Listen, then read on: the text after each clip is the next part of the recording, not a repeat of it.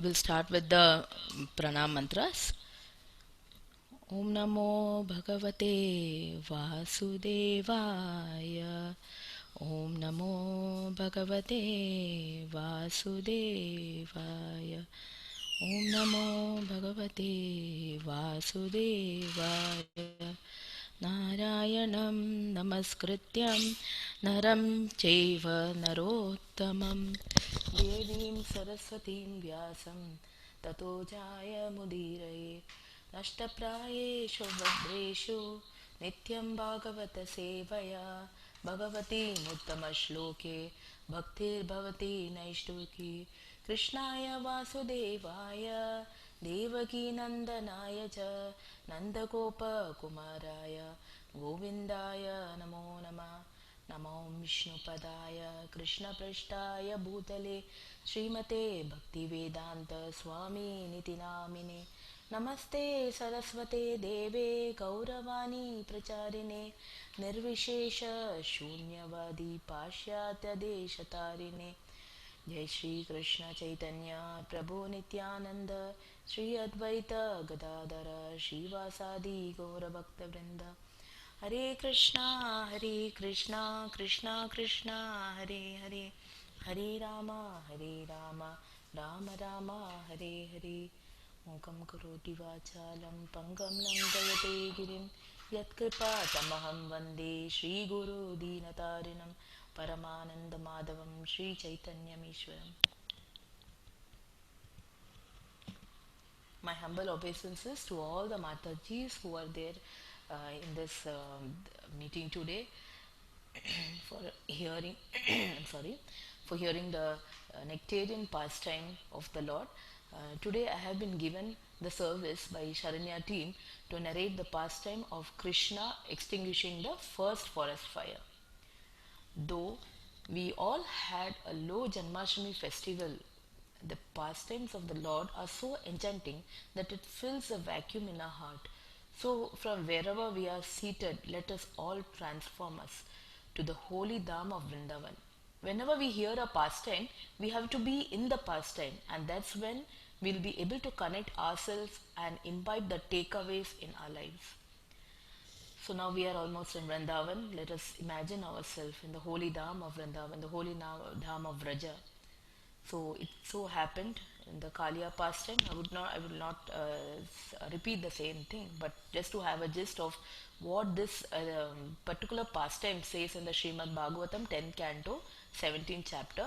Srila Prabhupada says that Krishna jumped in the Kaliya lake and subdued Kaliya and instructed Kaliya to go to Ramanaka Dvipa and leave Vrindavan. After teaching a lesson to Kaliya and transforming the heart of Kaliya, Krishna came out of the Yamuna river, and this gave a lot of pleasure and reassurance to the Vrajavasis. So far they were devastated when they saw the Kaliya Mardan going on, that Krishna was in danger. Actually, Krishna was not in danger, it was Kaliya who was in danger. The wife of Kaliya, the Nagapatnis, came and offered sincere prayers, heartfelt prayers, and begged to Krishna to save their husband. So Krishna protected Kaliya because of the purity of the Nagapatnis and transformed the heart of Kaliya, and Kaliya went away from Vrindavan. Now, seeing Krishna coming out of the lake, the Vrajavasis were so happy.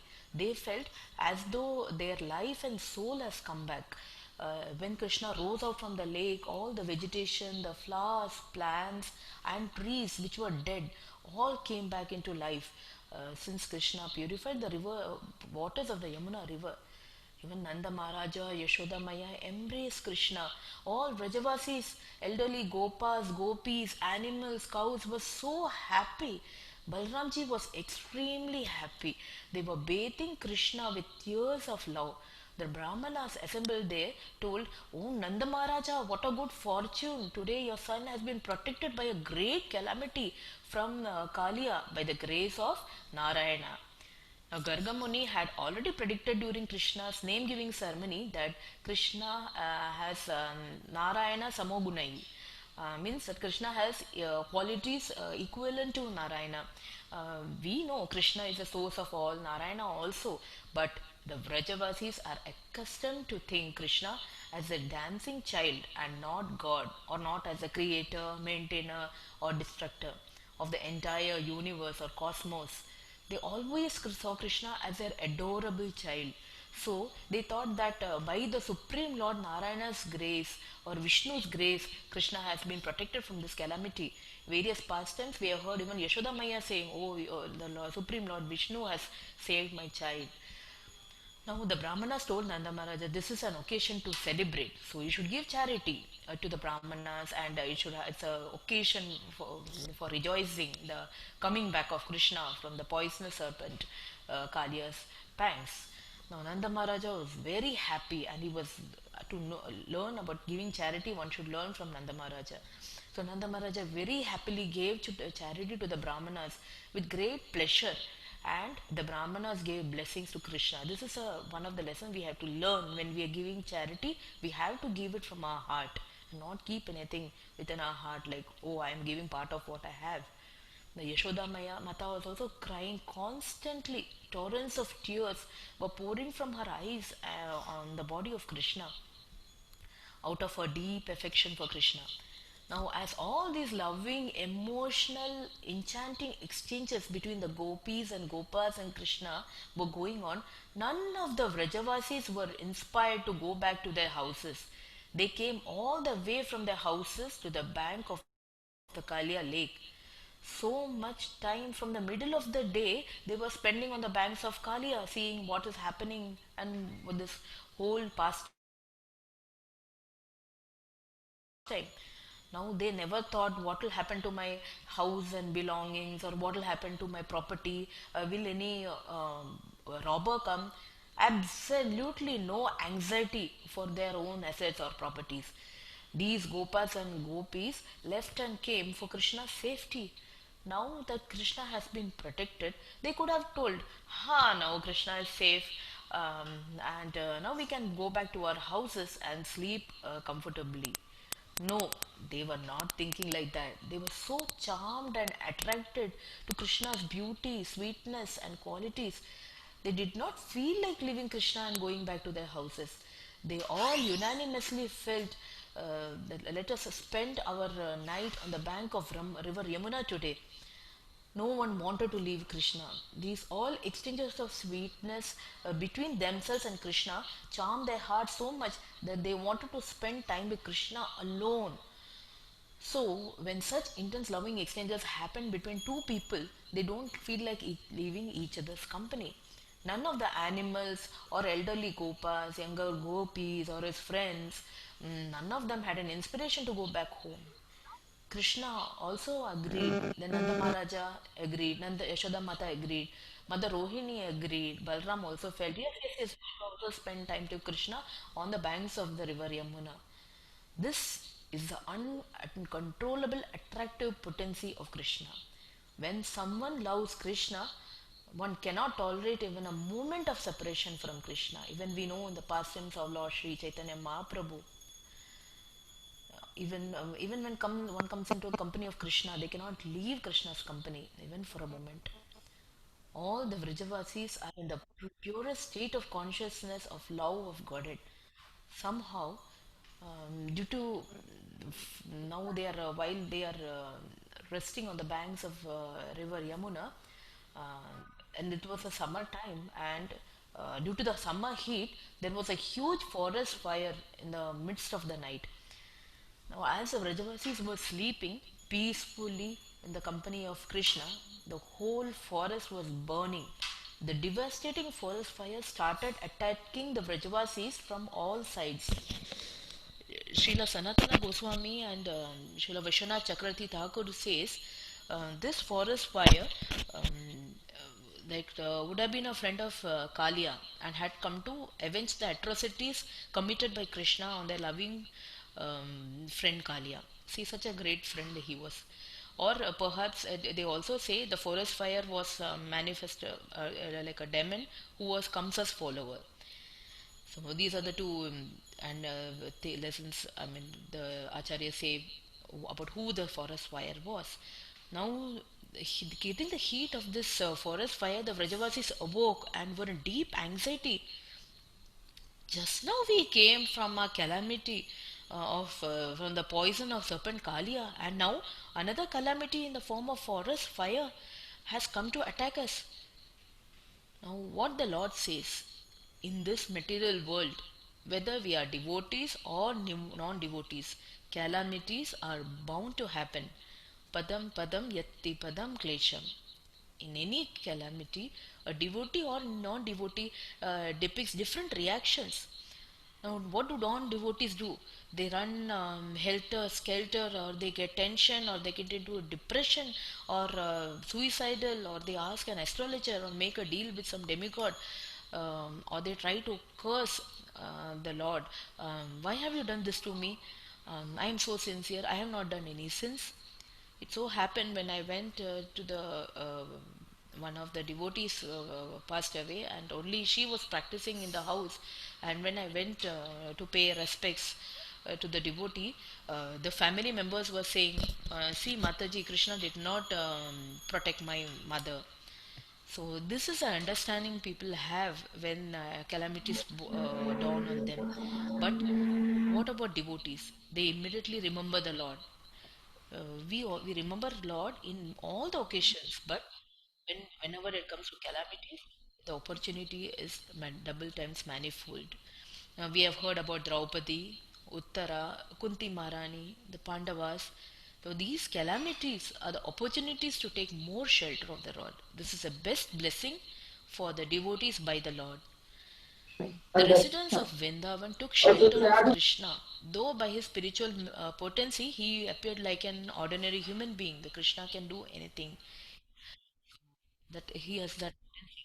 Now the Vrajavasis remembered the words of Gargamuni and had full faith in Krishna, in the hopes of being saved from the impending desire threatened by the forest fire. They offered prayers to Krishna.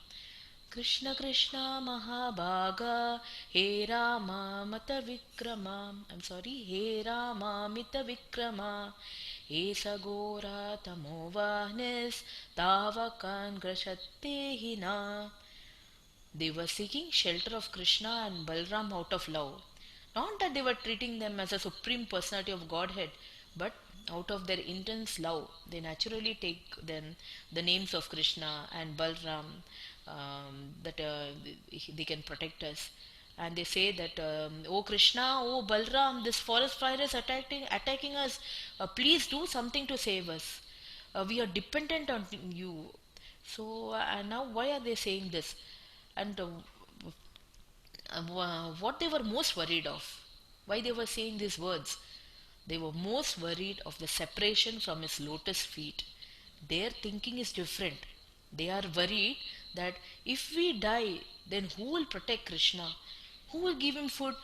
He is actually dependent on us. For his pleasure, we have to live. This was the reason they were praying to Krishna for saving themselves. We are actually so afraid of death. Even the slightest calamity is dawn on us, we are done. Brajavasis are not afraid of death. They are afraid of separation from Krishna. Now Krishna understood his devotees are getting disturbed. Krishna immediately swallowed the terrible, devastating forest fire. One can swallow food or water, but Krishna, being the Supreme Lord, can swallow the forest fire, the whole fire also. Now we'll think about how this can be possible. Now Mahavishnu is the origin of all material elements of this whole cosmic creation. Now all the uh, basic ingredients for the formation of the universe we all know are earth, water, fire, ether, um, and all these five gross elements come out of Mahavishnu's body. Now, the properties of all these elements are coming out of Krishna. Now, whatever characteristics these elements have, they also come from Krishna. Now, so that's why Krishna can eat mud, Krishna can eat sandesh or sweets, and Krishna can drink water, Krishna can drink milk also. Krishna can eat poison. We have heard this pastime of Putana. So nothing can affect Krishna. In this context, Krishna swallows the forest fire effortlessly and protected all the Vrajavasis. The Vrajavasis are charmed whenever Krishna protected the Vrajavasis. Their love for him only increased. Not that they started looking at him with awe and reverence. Krishna's Vrajavasis are the topmost devotees. Their relationship with Krishna is not formal, it's intimate, it is affectionate. It's not filled with reverence, it's filled with love. All the gopis were extremely fortunate to see this beautiful form of Krishna. Now, once the Mathura Vasis glorified the fortune of the what great austerities these gopis did to be able to see this beautiful form of Krishna constantly with so much love and affection. What is the speciality of Krishna's form? So we have here some five qualities which describe the form, beautiful form of the Lord. It is the first one is Lavanya Saram. Krishna is the essence of all love um, and all beauty. Krishna is Krishna's form is so beautiful. Is the abode of all beauty and loveliness. Second is Asamordhavam. That is, there is no other beauty which is superior or equal to Krishna's beauty. Asamaha and Urdhvam. Third is Ananya Siddham. It means where did Krishna get this sweetness in his form and his qualities? That is Ananya Siddham it is. Krishna did not acquire it from someone else. Or Krishna is the source of all beauty and source of all sweetness. It's not that Krishna did some tapasya and so God came and bestowed some benediction upon him so that he becomes beautiful and sweet. No, Krishna is the supreme Lord. There is no one superior to him. Krishna did not acquire it from somewhere. It's innate in him. It's a part of his eternal form to be beautiful and sweet. The fourth quality is Drikbi Pibanti Anusuva Abhinavam. The more you drink the nectar of Krishna, the more his beauty appears to be newer and sweeter. There is no boredom or satiation or there's no exhaustion when we hear Krishna's pastimes or when we look at him. So, with your eyes, you have to drink Krishna's beauty or look at him. When you look at him, each time the more you look at him, his beauty appears to be newer and newer. The fifth quality is Durapam. It is extremely rare to be able to have Krishna's darshan. Seeing Krishna in Vrindavan is not an ordinary privilege. All the Vrajavasis were able to see Krishna performing his enchanting pastimes in Vrindavan. There were so many devotees of Krishna during his manifest pastimes on this earth. But how many had the opportunity to see Krishna's pastimes in Vrindavan? So many devotees were engaged in devotional service of Krishna in the mode of awe and reverence. Even Vasudeva and Devaki are pure devotees. Even Pandavas were pure devotees, but only the Vrajavasis had access to the most enchanting pastimes of Krishna in Vrindavan. The Vrindavan possible only to these residents of Vrindavan. They are the topmost devotees of Krishna in the entire cosmos. There is no one superior to them, and that's why it's called Durapam. And also, finally, it's told in that verse that this Ekanta Dama Yasaha Shriya Aishwarya, this beautiful cowherd form of Krishna or Gopal form is the one and only one abode of all opulences, Shriya Aishwarya. That is the abode of all beauty, all strength, knowledge, renunciation, all the six opulences, all wealth, power, all these six opulences. Krishna is the abode of everything. And the greatest wealth the Vrajavasis had is their loving affection for Krishna. They are not attracted by Krishna's majesty or grandeur, and not that they saw this forest fire and they started having awe and reverence for Krishna. No, they love Krishna because Krishna is Krishna. Their love is prominent and it's above the mode of reverence. Now, though Krishna is so easily uh, manifesting this pastime of swallowing the forest fires. But what about in the material world when we go for a magic show? We see this fire eaters. Once we had gone for an outing, and then there was a it was a resort, and they had a so-called magic show, and this person came and he showed that he's gulping the forest fire. He just lights ignite some fire, and he just tried to put it inside his mouth, and we think, oh my god, he has gulped the forest fire. No, they keep their mouth moist, and they slowly extinguish it through the mouth, and that's how they did. But Krishna did not have to do this. So this natural, eternal, spontaneous characteristic which the Gopas and Gopis showed, or they have, it's so much innate in them, and it is immemorial. It will be immemorial, and it will be them for the rest of eternity, and that's the pure love. Now, what is this particular forest fire pastime teaching us, or what does this forest fire represent for us as practicing Vaishnavas? So, the first forest fire, because there are two incidents immediately after Pralambasura's episode, also the second forest fire takes place, and which another devotee will be narrating. But this forest fire, which came in the midst of the night to attack Brajavasis, even when they were in the company of Krishna, according to Acharyas, represents hatred and arguments between devotees or different religions and disrespecting each other's deities. It also represents any types of clashes and conflicts. Sometimes even Vaishnavas have arguments unnecessarily. Devotees may have clashes or conflicts. So this forest fire represents those clashes or conflicts. Now, example, the Sri Vaishnavas, we all know they pray to the Narayana form of the Lord. And what about Gaudiya Vaishnavas? They pray to Krishna. So, if these two start putting down either deities and letting them down, it's a big offense.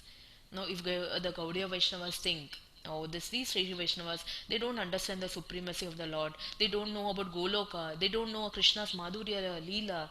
And if they argue or have conflicts with the Sri Vaishnavas or let them down, then it's a grave aparad. And when once an aparad it's committed, we know what a big baggage we are carrying again. It is like we are uprooting. I have heard once from His Holiness Jayapatak Swami Maharaj that even one single aparad, it uproots the even the root of whatever good or nice, sincere, or even little piety what we through devotional service what we have acquired, even that gets uprooted. So we have to be so cautious about this.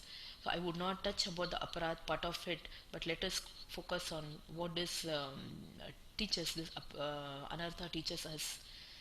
So even when the British came, what did they do?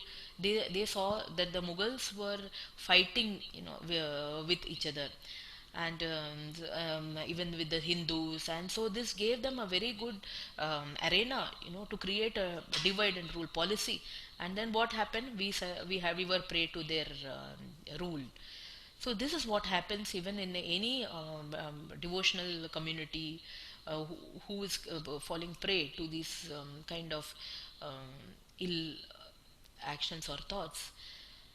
Now, once I happened to see in one African jungle. I was just going through some videos. I happened to see that there was a big African jungle, and two deers. They were fighting. So looks like they were fighting like this is mine, and this is my place, or that is yours, and they were just fighting with each other so much. And in the midst of this, immediately we see one tiger comes running and just catches hold of one of the deers. So this is where we have the learning. The both are deers. Whether now similarly like how we told this example, whether we are Gaudiya Vaishnavas or Sri Vaishnavas, we both are Vaishnavas. Now, if these communities fight amongst each other, then all the outsiders or tiger like non-devotees or atheistic people, they will take advantage of this conflicting situation. So that's why it's a very nice platform that we should respect each other's, their deities, their way of life. Finally, the end result is everybody has the same end result of pleasing the Supreme Lord in whichever form he is. uh, I'm very sorry, I'm having a very bad throat, so excuse me for that. Similarly, it's not only about these Vaishnavas and Gaudiya Vaishnavas or Sri Vaishnavas. Okay, similarly, we should also have equal level of respect to all the four sampradayas. Like we are from the Brahma Madhava Gaudiya Vaishya Sampradaya, then we have the Sri Sampradaya, Rudra Sampradaya, Kumara Sampradaya. We should not try to establish our supremacy over them. And in fact, one of my god sisters had also told that while they were trying to preach Krishna consciousness, or while they were during their Bhakti Vriksha sessions, they had one Sri Vaishnava family who were just trying to um, bring out the supremacy, and how Narayana is supreme or Krishna is supreme. So that's a good lesson for us to learn, that let us not have that way of thinking. Let us respect each other and go. Even similarly, it's not about this only. It's also about those devotees who pray to, say, example, Lord Ram. I'll just take one or two. Like even we have in Chaitanya Charitamrita, Anupam, who's a small brother of Rupa and Sanatana Goswami. So once Rupa and Sanatana Goswami told Anupam that you chant the Hare Krishna Maha Mantra. Now Anupam is a very die-hard fan of Lord Shri Ram. Now then Anupam tried the whole night, and the next morning he went to his brothers with a very upset face, and he told that my dear brothers, I know that Lord Krishna is supreme, the most supreme of the whole creation, but my heart and mind goes to Lord Ram. So when Lord Sri Chaitanya Mahaprabhu heard this, he was so happy. He told, glorious is the Lord Ram who never leaves his devotees, and glorious are the devotees who never leave the shelter of Lord Ram. This is what we learn. See how Lord Sri Chaitanya Mahaprabhu wants to unite rather than create the differences. And this is what we also should try to imbibe in us. Now, just like Krishna swallowed the forest fire, similarly we should offer prayers to Krishna. All the practicing devotees must offer prayers to Krishna. Krishna, please swallow the forest fire of my tendency of creating clashes among devotees, our unnecessary argumentative tendencies, or getting into the conflicts. Now, whenever there is a discussion, there can be a difference in opinion amongst the devotees, but that doesn't mean that we enter into a quarrel with them and go around sharing it with others. This may create a wrong impression in the devotee who's hearing about this, and also their impression about about that devotee also may change in the devotee's mind, which is a very wrong thing. We have to be very cautious of such subtle things in our while we are practicing sadhakas. This is a very take great takeaway for a practicing sadhaka like me, because the tendencies are so much innate, or like how Vrajavasis have a very innate quality to love Krishna, but my innate quality is to find to dwell in these wrong tendencies.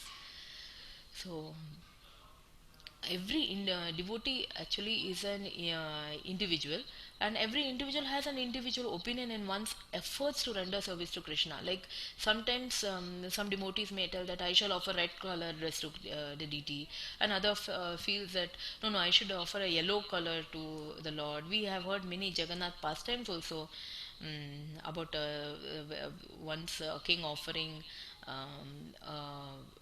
opulent dress to Lord Jagannath, and the Brahmana comes, and he offers the Lord the same Sham Sundar form of a peacock feather and garland to Lord Jagannath, and later they all later it is revealed to the king that by the Lord himself, because the king, when he came back and he saw, my God, where is the opulent dress which I have put for the Lord, for Lord Jagannath?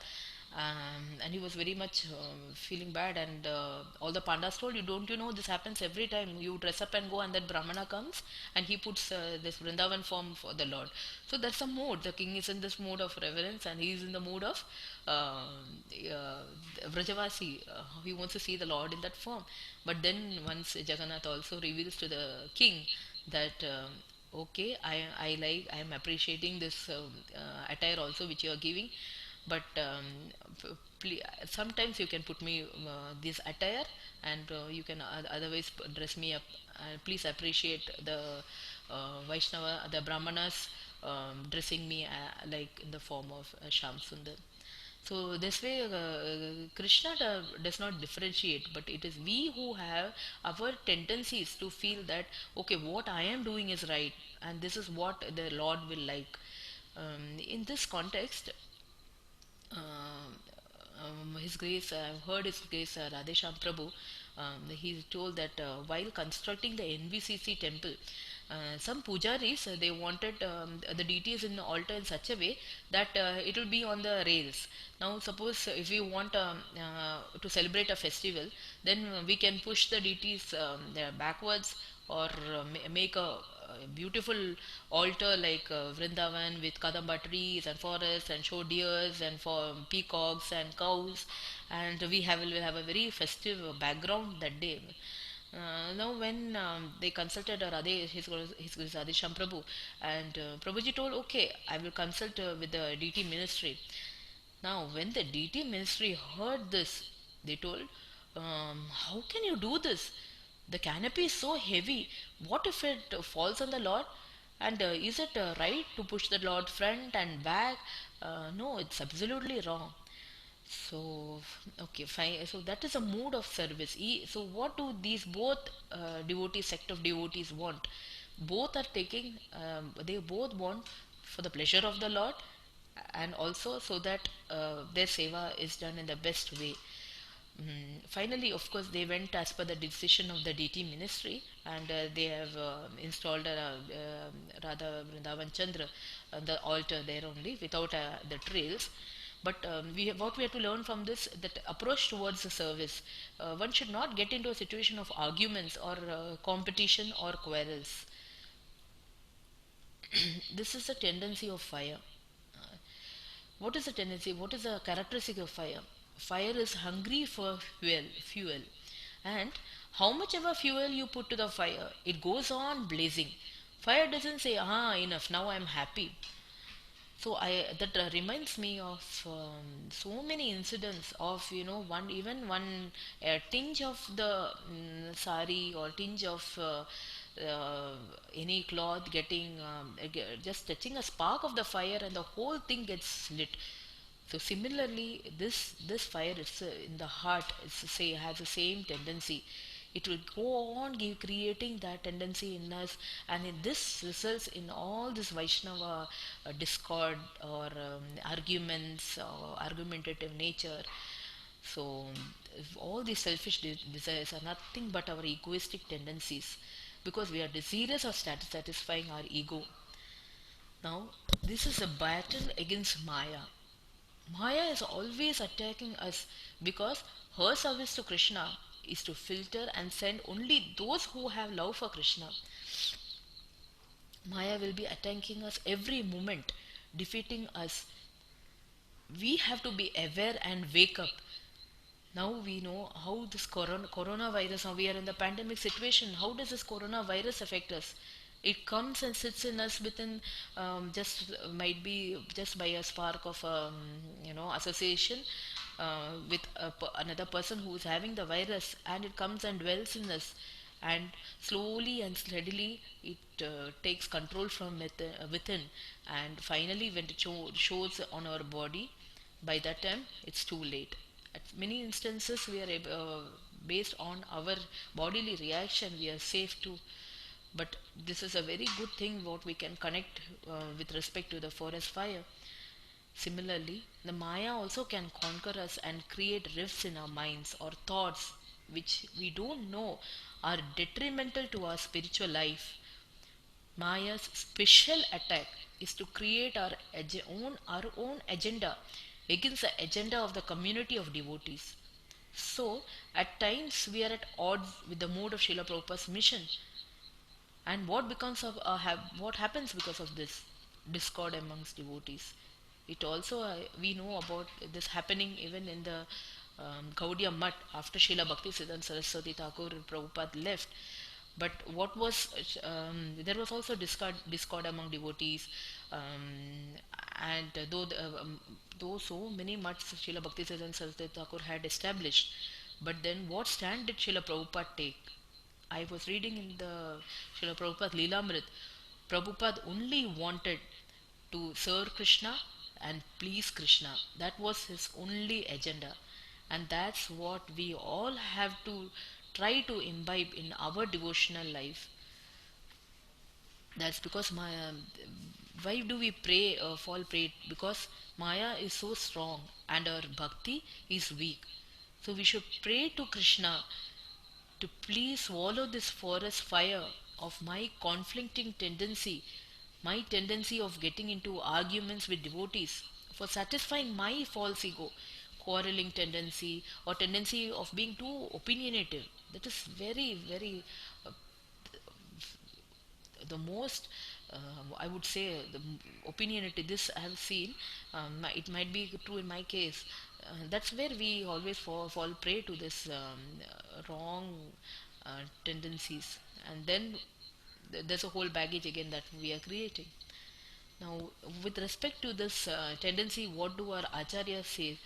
Once Srila Prabhupada, during a morning walk, I have heard he was telling that while demons fight to gratify their senses, devotees engage in devotional service to satisfy the senses of the Lord. So we have to be very cautious that these are only demonic natures, and whereas devotees' main pleasure is to engage in devotional service, and this is also satisfying the Lord, not our senses. And Srila Bhakti Vinod Thakur says the devotee who worships the holy name should first petition the Lord for the strength to cast out all these unfavorable tendencies, and should pray thus before the Lord Hari on a daily basis. That by doing this regularly, the devotee's heart will eventually become purified. Krishna has killed a number of demons which may arise in the kingdom of heart. So, in order to destroy these problems, a devotee must cry very humbly before the Lord and admit defeat. And that is very important, to admit defeat. Just go in front of the altar, and I have tried this various times. Whenever I am failing in certain aspects which are told about so many Vaishnavas that we have to take care, and when I really fail, I just go in front of the altar and try to, because this is what I have heard in many of the classes, that when we are failing in whatever we are supposed to do, just go in front of the altar and with a submissive heart pray to the Lord that we are, and admit our defeat. The Lord the Lord will surely nullify all our contaminations. And also, now when we hear about all this fire, or in Srimad Bhagavatam, this particular forest fire, the use of the word it's in the 21st shloka is Davagni. So when we remember the word fire, what do we all remember? The word, the verse which we sing every morning. संसारदावा नललीडलोका त्राणाय Karunya गणगणात्वम्. Just as a cloud pours water on a forest fire to extinguish it, so the spiritual master delivers the materially afflicted world by extinguishing the blazing fire of material existence. As Srila Rupa Goswami also tells in the Bhakti Rasamrita Sindhu, the first characteristic in this process of devotional service is Kleshagni. Mostly when happen when we are initially raw or new, And whenever we hear this process, or whenever we were learning in our Bhakti Shastri classes, we have heard that we used to always say Klesha Agni. What is the first characteristic in the process of devotional service is Klesha Agni Shubhada Moksha Laguta Krita Sudurlabha. That's why we used to say.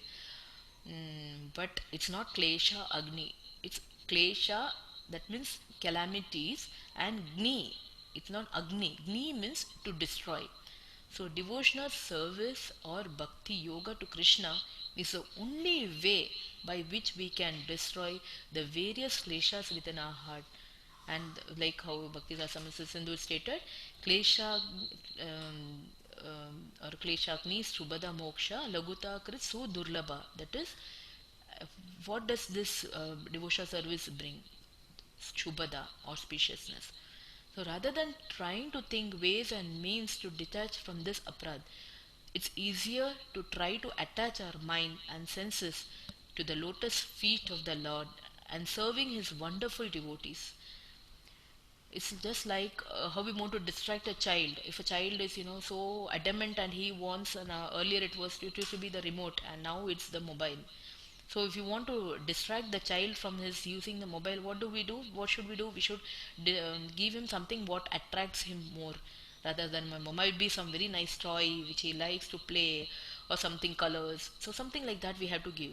So like that child, we also should, instead of getting thinking that how to distract me from this anartha, what we should do, we should let us be positive and try to get attracted to those beautiful enchanting pastimes of Lord Krishna, the beauty of Krishna, the six qualities which we heard today, Lavanya Saram, and it is so that there is nothing matching to Sri Krishna's beauty, the opulence. So let us meditate on that, and that's the best way we can overcome the anarthas. So, to summarize, loving service to the Lord under the guidance of the spiritual master dissolves the stubborn false ego and lifts one to the pure blissful consciousness, that is Krishna consciousness, the sublime perfection of existence. That's what we all here are here for.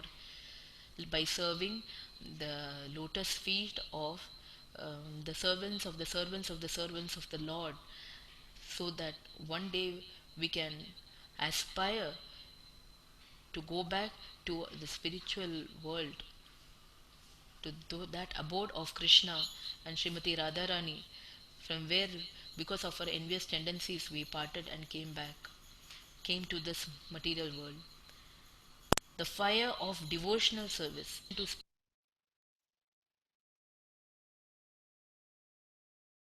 And see, at the fire of devotional service, by this fire we can try to tumble down the various anarthas which have been boggling us from millions of lifetimes, uh, by engaging in the service of the supreme personality of Godhead.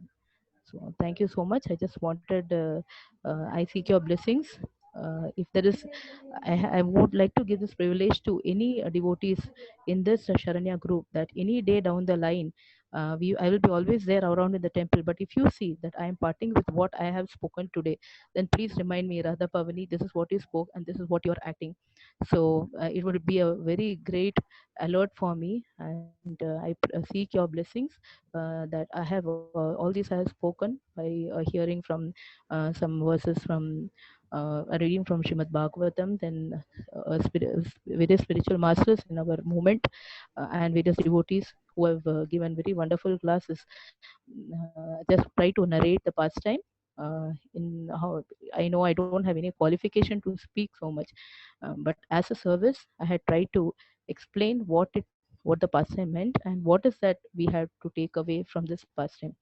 So thank you so much, Mataji. Please forgive me if I've spoken more no, out of my more than my qualification. Thank you, Malini Mataji, Nadia Nandini Mataji.